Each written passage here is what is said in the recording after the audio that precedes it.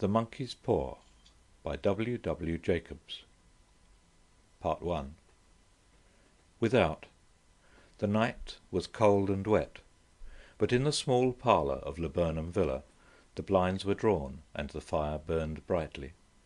Father and son were at chess, the former, who possessed ideas about the game involving radical changes, putting his king into such sharp and unnecessary perils that it even provoked comment from the white-haired old lady knitting placidly by the fire.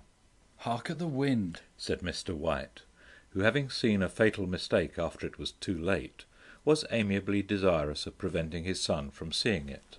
"I'm listening," said the latter, grimly surveying the board as he stretched out his hand. "Check."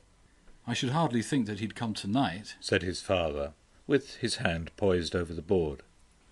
"Mate," replied the son. "That's the worst of living so far out," bawled Mr. White with sudden and unlooked-for violence. "Of all the beastly, slushy, out-of-the-way places to live in, this is the worst. Pathways are bog, and the roads are torrent. I don't know what people are thinking about. I suppose because only 2 houses in the road are let, they think it doesn't matter." "Never mind, dear," said his wife soothingly. "Perhaps you'll win the next one." Mr. White looked up sharply, just in time to intercept a knowing glance between mother and son. The words died away on his lips, and he hid a guilty grin in his thin grey beard. "There he is," said Herbert White, as the gate banged to loudly, and heavy footsteps came towards the door. The old man rose with hospitable haste, and opening the door, was heard condoling with the new arrival. The new arrival also condoled with himself, so that Mrs. White said, "Tut, tut," and coughed gently as her husband entered the room, followed by a tall, burly man, beady of eye and rubicund of visage. "Sergeant Major Morris," he said, introducing him. The sergeant major shook hands, and, taking the proffered seat by the fire, watched contentedly while his host got out whisky and tumblers, and stood a small copper kettle on the fire. At the 3rd glass his eyes got brighter, and he began to talk, the little family circle regarding with eager interest this visitor from distant parts, as he squared his broad shoulders in the chair and spoke of wild scenes and doughty deeds, of wars and plagues and strange peoples. 21 years of it," said Mr. White, nodding at his wife and son. "When he went away he was a slip of a youth in the warehouse. Now look at him." "He doesn't look to have taken much harm," said Mrs. White politely. "I'd like to go to India myself," said the old man. "Just to look around a bit, you know." "Better where you are," said the sergeant major, shaking his head. He put down the empty glass, and, sighing softly, shook it again. "I should like to see those old temples and fakirs and jugglers," said the old man. "What was that you started telling me the other day, about a monkey's paw or something, Morris?" "Nothing," said the soldier hastily. "Leastwise, nothing worth hearing." "Monkey's paw?" said Mrs. White curiously. "Well, it's just a bit of what you might call magic, perhaps," said the sergeant major off-handedly. His 3 listeners leaned forward eagerly. The visitor absent-mindedly put his empty glass to his lips, and then set it down again. His host filled it for him. "To look at," said the sergeant major, fumbling in his pocket. "It's just an ordinary little paw, dried to a mummy." He took something out of his pocket and proffered it. Mrs. White drew back with a grimace, but her son, taking it, examined it curiously. "And what is there special about it?" inquired Mr. White, as he took it from his son, and, having examined it, placed it upon the table. "It had a spell put on it by an old fakir," said the sergeant major. "A very holy man. He wanted to show that fate ruled people's lives, and that those who interfered with it did so to their sorrow. He put a spell on it so that 3 separate men could each have 3 wishes from it." His manner was so impressive that his hearers were conscious that their light laughter jarred somewhat. "Well, why don't you have 3, sir?" said Herbert White cleverly. The soldier regarded him in the way that middle age is wont to regard presumptuous youth. "I have," he said quietly, and his blotchy face whitened. And did you really have the 3 wishes granted? Asked Mrs. White. I did. Said the sergeant major, and his glass tapped against his strong teeth. And has anybody else wished? Persisted the old lady. The first man had his 3 wishes. Yes. Was the reply. I don't know what the first 2 were, but the third was for death. That's how I got the paw. His tones were so grave that a hush fell upon the group. If you've had your 3 wishes, it's no good to you now then, Morris. Said the old man at last. What do you keep it for? The soldier shook his head. Fancy, I suppose. He said slowly. I did have some idea of selling it, but I don't think I will. It has caused enough mischief already. Besides, people won't buy. They think it's a fairy tale, some of them, and those who do think anything of it want to try it first and pay me afterward. If you could have another 3 wishes, Said the old man, eyeing him keenly. would you have them? I don't know. Said the other. I don't know. He took the paw, and, dangling it between his forefinger and thumb, suddenly threw it upon the fire. White, with a slight cry, stooped down and snatched it off. Better let it burn. Said the soldier solemnly. If you don't want it, Morris, Said the other. give it to me. I won't. Said his friend doggedly. I threw it on the fire. If you keep it, don't blame me for what happens. Pitch it on the fire again like a sensible man. The other shook his head and examined his new possession closely. How do you do it? He inquired. Hold it up in your right hand and wish aloud. Said the sergeant major. But I warn you of the consequences. Sounds like the Arabian Nights. Said Mrs. White, as she rose and began to set the supper. Don't you think you might wish for 4 pairs of hands for me? Her husband drew the talisman from pocket, and then all 3 burst into laughter, as the sergeant major, with a look of alarm on his face, caught him by the arm. If you must wish, He said gruffly. wish for something sensible. Mr. White dropped it back in his pocket, and, placing chairs, motioned his friend to the table. In the business of supper the talisman was partly forgotten, and afterward the 3 sat listening in an enthralled fashion to a second instalment of the soldier's adventures in India. If the tale about the monkey's paw is not more truthful than those he has been telling us, Said Herbert, as the door closed behind their guest, just in time for him to catch the last train. we shan't make much out of it. Did you give him anything for it, Father? Inquired Mrs. White, regarding her husband closely. A trifle. Said he, colouring slightly. He didn't want it, but I made him take it, and he pressed me again to throw it away. Likely. Said Herbert, with pretended horror. Why, we're going to be rich and famous and happy. Wish to be an emperor, Father, to begin with. Then you can't be henpecked. He darted round the table, pursued by the maligned Mrs. White, armed with an antimacassar.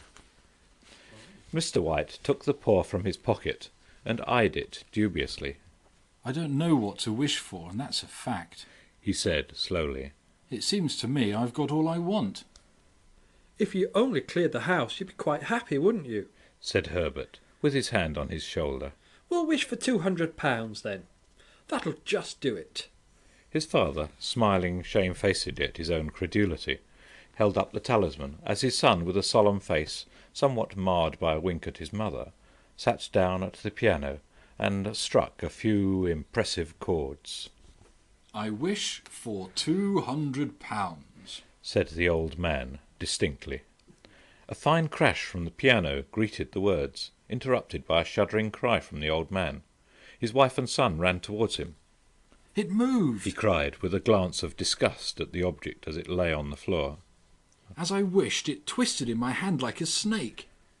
Well, I don't see the money. Said his son, as he picked it up and placed it on the table. And I bet I never shall. It must have been your fancy, Father. Said his wife, regarding him anxiously. He shook his head.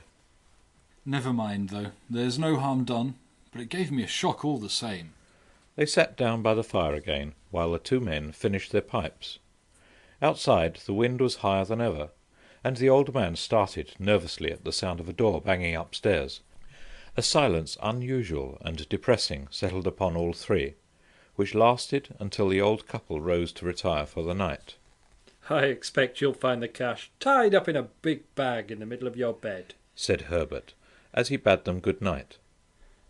And something horrible squatting up on top of the wardrobe, watching you as you pocket your ill-gotten gains.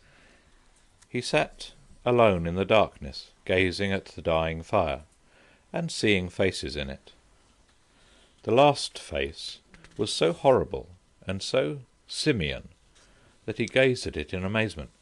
It got so vivid that, with a little uneasy laugh, he felt on the table for a glass containing a little water to throw over it. His hand grasped the monkey's paw, and with a little shiver he wiped his hand on his coat and went up to bed. Part 2. In the brightness of the wintry sun next morning, as it streamed over the breakfast table, he laughed at his fears. There was an air of prosaic wholesomeness about the room which it had lacked on the previous night, and the dirty, shrivelled little paw was pitched on the sideboard with a carelessness which betokened no great belief in its virtues. I suppose all old soldiers are the same, said Mrs. White. The idea of our listening to such nonsense. How could wishes be granted in these days? And if they could, how could £200 hurt you, father? Might drop on his head from the sky, said the frivolous Herbert. Morris said the things happened so naturally, said his father, that you might, if you so wished, attribute it to coincidence. Well, don't break into the money before I come back, said Herbert, as he rose from the table. I'm afraid it'll turn you into a mean, avaricious man, and we shall have to disown you. His mother laughed, and following him to the door, watched him down the road, and returning to the breakfast table, was very happy at the expense of her husband's credulity, all of which did not prevent her from scurrying to the door at the postman's knock, nor prevent her from referring, somewhat shortly, to retired sergeant-majors of bibulous habits, when she found that the post brought a tailor's bill. Herbert will have some more of his funny remarks, I expect, when he comes home, she said, as they sat at dinner. I dare say, said Mr. White, pouring himself out some beer. But for all that, the thing moved in my hand, that I'll swear to. You thought it did, said the old lady soothingly. I say it did, replied the other. There was no thought about it. I had just... What's the matter? His wife made no reply. She was watching the mysterious movements of a man outside, who, peering in an undecided fashion at the house, appeared to be trying to make up his mind to enter. In mental connection with the £200, she noticed that the stranger was well dressed and wore a silk hat of glossy newness. 3 times he paused at the gate and then walked on again. The 4th time he stood with his hand upon it, and then with sudden resolution flung it open and walked up the path. Mrs. White at the same moment placed her hands behind her, and hurriedly unfastening the strings of her apron, put that useful article of apparel behind the cushion of her chair. She brought the stranger, who seemed ill at ease, into the room. He gazed at her furtively, and listened in a preoccupied fashion as the old lady apologized for the appearance of the room and her husband's coat, a garment which he usually reserved for the garden. She then waited, as patiently as her sex would permit, for him to broach his business. But he was at first strangely silent. I was asked to call, he said at last, and stooped and picked a piece of cotton from his trousers. I come from Morn Meggins. The old lady started. Is anything the matter? She asked breathlessly. Has anything happened to Herbert? What is it? What is it? Her husband interposed. There, mother, he said hastily. Sit down and don't jump to conclusions. You've not brought bad news, I'm sure, sir. And he eyed the other wistfully. I'm sorry, began the visitor. Is he hurt? Demanded the mother wildly. The visitor bowed in assent. Badly hurt, he said quietly. But he is not in any pain.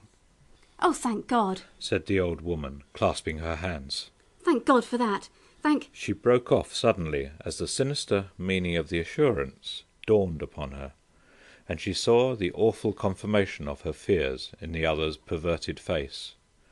She caught her breath, and turning to her slower-witted husband, laid her trembling old hand upon his. There was a long silence. He was caught in the machinery, said the visitor, at length in a low voice. Caught in the machinery? Repeated Mr. White in a dazed fashion. Yes. He sat staring blankly out at the window, and taking his wife's hand between his own, pressed it as he had been wont to do in their old courting days, nearly 40 years before.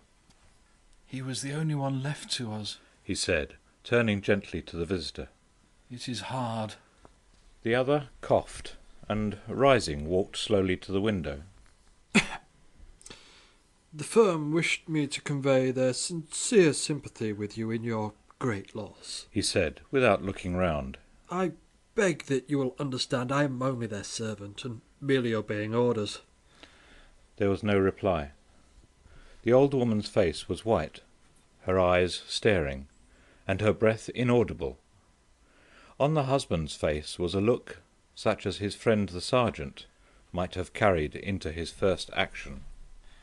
I was to say that Moore and Meggins disclaim all responsibility, continued the other. They admit no liability at all, but in consideration of your son's services, they wish to present you with a certain sum as compensation.